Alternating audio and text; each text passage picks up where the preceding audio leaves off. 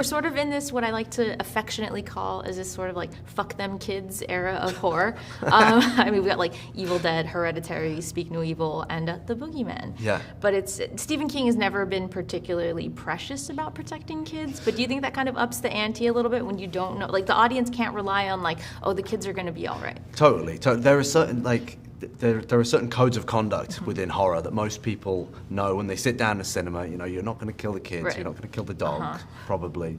And it's you know, it's one of the things I wanted to do with this movie is the first scene of the movie, I wanted to go hard, and I wanted to set out that this movie could go anywhere. Nobody was safe, and you know, we're a PG-13, which is insane because of how intense this movie is. But I wanted that first scene to kind of like, I wanted them to feel like there was kind of a madman in the driver's seat a little bit, and that even, you know, the kind of the youngest, most angelic characters could be for the chop. Yeah, it pulls the rug out from under you a little bit because you're like, there's no way, and it's like, okay, there's tension, but there's no way, and then there is a way, and I'm like, wait, what am I watching? Where is this guy going to take us right now? Yeah, exactly. You're like so like pleased with it too. I love it. I'm so pleased. I always like every screening. I'll peek through the curtain and watch just waiting for that moment. Yeah. There's this sweet spot of how often you see a creature or a monster on screen, and I feel like you definitely hit that mark. What was the process like of kind of Goldilocksing that like just right amount? Well, I mean, there's a couple of examples that we kept going back to, which were Jaws and Alien, which, you know, the two pretty lofty examples, but we had those on a whiteboard in the edit room. We had the amount of screen time that Bruce the Shark gets in Jaws and the amount of screen time Alien gets in Alien, and we tried to always hover around that mark. And we tested the movie a whole bunch of times. We did mini tests, and then we did a couple of really big tests, and it felt like the less we showed this creature, the scarier it was, the higher our scare, feedback became. And it ended up being that this movie has, I think it's like a second less of our boogie than you see of the shark in Jaws, and a second and a half less than the Alien in Aliens, or maybe that's flipped, but it's something like that. Yeah, nice. I mean, those are good markers to go by. It's a good metric. I feel like, yeah, exactly. I'm also now just picturing you like with like crazily, like with the strings and the board, and you're like, and the thing, and the yeah. I looked like Charlie from Always Sunny. Exactly. So were there versions of it, like other cuts where you have more of the creature, and then you just kind of kept scaling back? Yeah. So one of the ways that, and this was totally new to me, like when the creature is totally CGI, and the way that you build out the film is you start with like animatics. You have these like bad stop motion animations of the creature, and then you edit that in and you see if you need it, and maybe we can't afford this shot, so we got to do 3 shots in 1 shot. And so we started out with a lot of animatic, and you saw the creature for like minutes longer than probably ended up in the movie. And then you slowly whittle it down, you realize what you need and what you don't need, and then when you've settled on the shots that you think, these are going to be in the movie, then you go to the next stage and they get textured and they look a bit more like a real monster, and then you cut down from there. And it's kind of like, it's a process of whittling down until you've got the key shots that are going to represent your creature in the movie. How did you guys come to that creature design? Like how is it described in the short story? I mean, and then versus like when you're just kind of mapping it out in this final product. Yeah, it's very slimy in the short story. Okay. It's very kind of wet in the short story, and we wanted to kind of like pay homage to the short story. Without spoiling it, there's an element of the creature that's revealed in the third act in this kind of weird body horror Lovecraftian scene that it's gross. Really gross, and again PG-13. It's crazy. The intention there was to reference back to the short story, which has a very gross ending and a gross reveal of the creature, and also to kind of, we're seeing a lot of the boogeyman in the end of the movie. And I wanted there to be an element of the creature that's still weird and unknown and kind of hints at more that's unseen. Right. And then the creature itself just needed to be stark and simple and something that you could imagine a kid drawing in crayon, those kind of the big chomping teeth and the kind of cat's eyes. Yeah. So we were constantly kind of simplifying it down to this final design.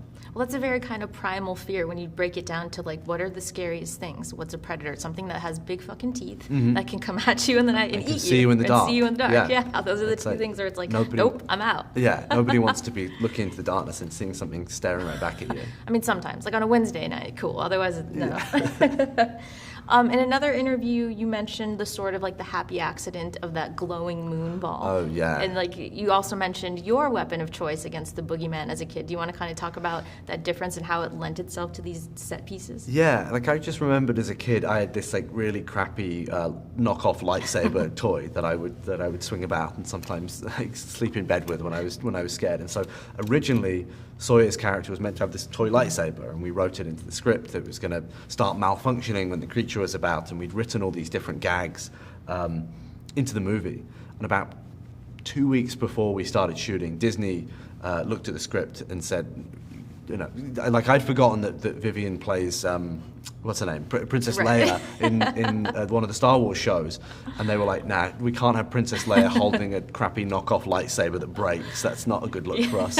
So they pulled the plug on that, and we had to very quickly come up with an alternative. Mm-hmm. So me and the production designer and the props master had to we basically spent an afternoon Googling like kids' toys that light up, mm-hmm. and we found this moon ball, and just I went off and wrote a couple of ideas for how we could play the scares, the rolling the ball under the bed at the creature that becomes our first glimpse at the thing, and it ended up being the best part of the movie. It's like it's far more iconic than a lightsaber. Mm-hmm. It's something that kind of like belongs to our movie now. It's on every movie you got a happy accident like that always makes the film better. Yeah, I'm trying to think of it as a lightsaber, and it would have come across as a weird like a reverse Easter egg or something. Yeah, like, oh, she's Leia, so she's got a lightsaber. Exactly. You're like, no, it was in there before. Sophie, I think, was in a Star Wars show as well. Yeah, so exactly. So you're like, this is an homage to Star Wars all around.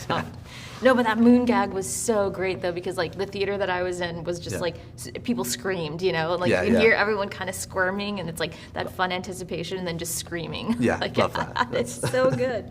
Does that make you excited still? Like even if you've seen it like 10 times with an audience, like when you can feel like that the uncomfortability. Totally. I can watch this movie again and again if it's with a great crowd, right? Because you're watching it afresh. You're watching it through their eyes. That's why horror is so fun though, and that's why I missed going to with the right crowd. Sometimes I go to theaters and I'm like, I don't miss this one bit. But then you go with the horror crowd and it's the right crowd, and it's just that energy and the electricity, and you're just laughing at the people that are like shitting themselves. Exactly. Right? It's the best. There's nothing like it. It's a good time. Your cast is amazing in this, obviously. David Malchin, you give that dude like 2 seconds of screen time and he will make a meal out of it. And it just resonates. Mm-hmm. It's wild. Yeah. Did you have him do that Lester monologue like as like his audition, or? No, I mean he didn't have to audition. I've been such a huge fan of his, and I just knew that he would be perfect for this part. Even though he's very different from the Lester in the short story. Lester in the short story is like a kind of angry truck driver, kind of harbinger of doom type, and felt like I wanted the audience to invest in this character more. I wanted them to feel more for this character, and David came with this take that was totally in line with that. He came with this really kind of beautiful, empathetic take on the character, which makes you feel those moments where he suddenly switches, and it feels like, oh, this guy is going to jump across the table and stab me with a pencil. You know, he can do that turn just with a little flicker of his eyes. It's one of the amazing things that he can do as a performer, and you just don't know whether to trust him. I mean, that's really the feeling we want to elicit in the audience in that scene. You want them to be leaning forward and wondering whether they believe him, or whether is he the reason his kids are dead, or is it this creature? He toes that line of kind of wounded but wild at the same time. So you're like, I feel for him, but you're like, I'm also kind of scared of you. That's a much better way of putting it. I'm going to steal that. You're going to use that? All right, there you go. Totally. Wounded and wild. We're going to make t-shirts too. Obviously, Sophie Thatcher is amazing. Chris Messina is amazing. But Sophie has a lot to do in this, but I think some of my favorite parts, Sophie and Chris do so much in like the quiet moments as well, which I thought was really cool. Yeah, those are some of my favorite scenes. There's a scene where it's just them talking he's sitting on the edge of her bed, and they're kind of talking about what's happened that day, and they're talking about the mum, but they're not really talking about it, and they're both like holding back and trying to connect but failing, and it's such a kind of understated scene, and they play it so beautifully.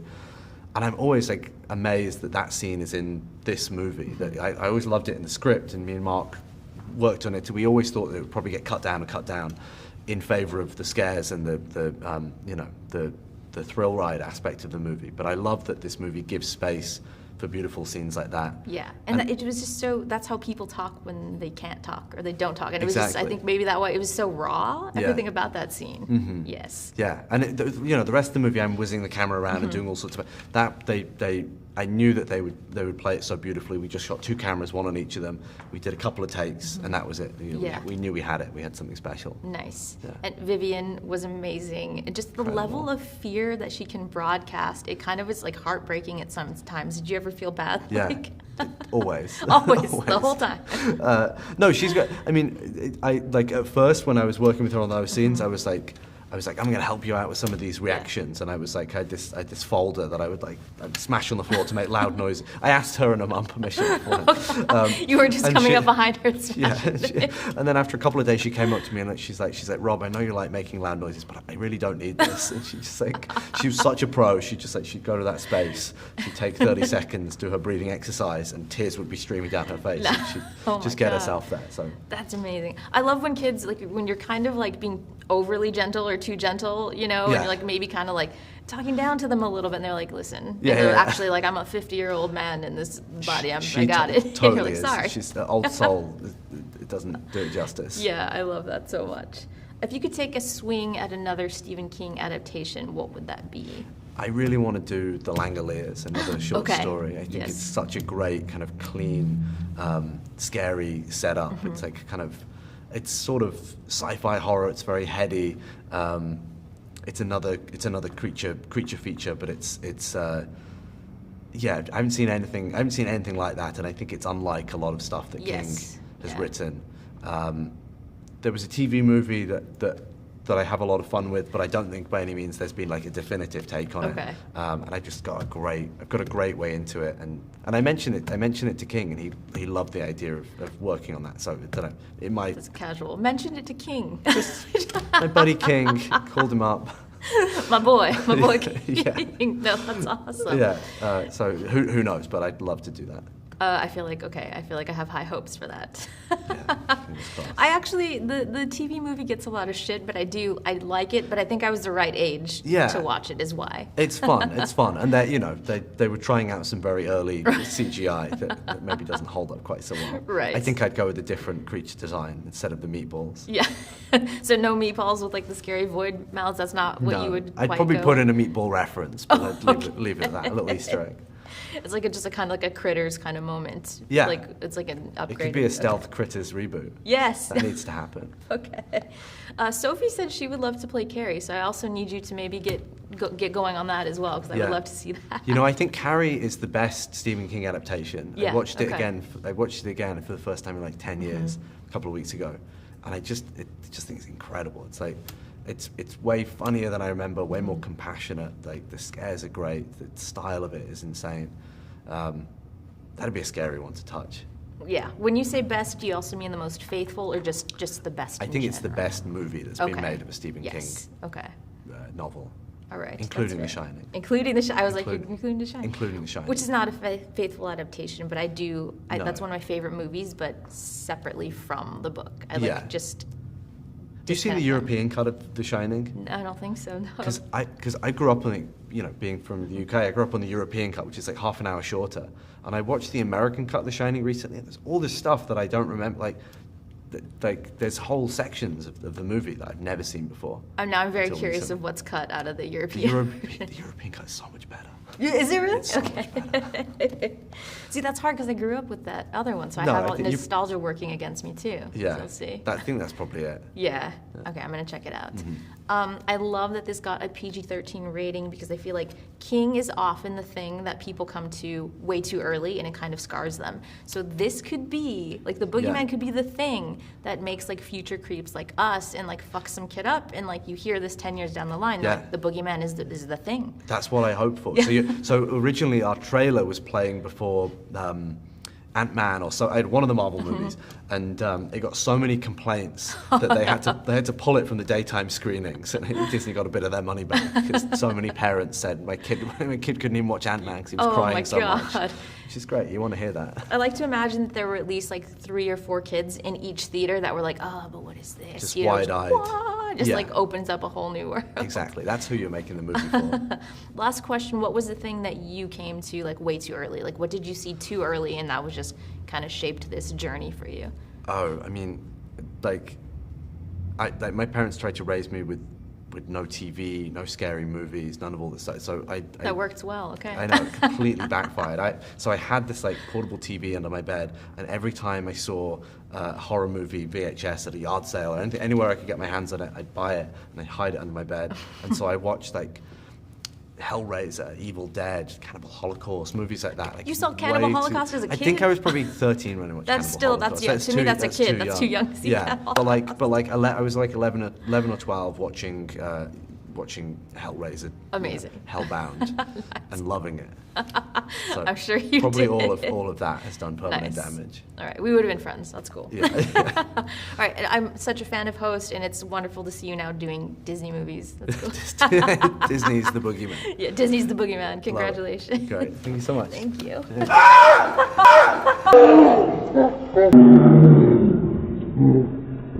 God.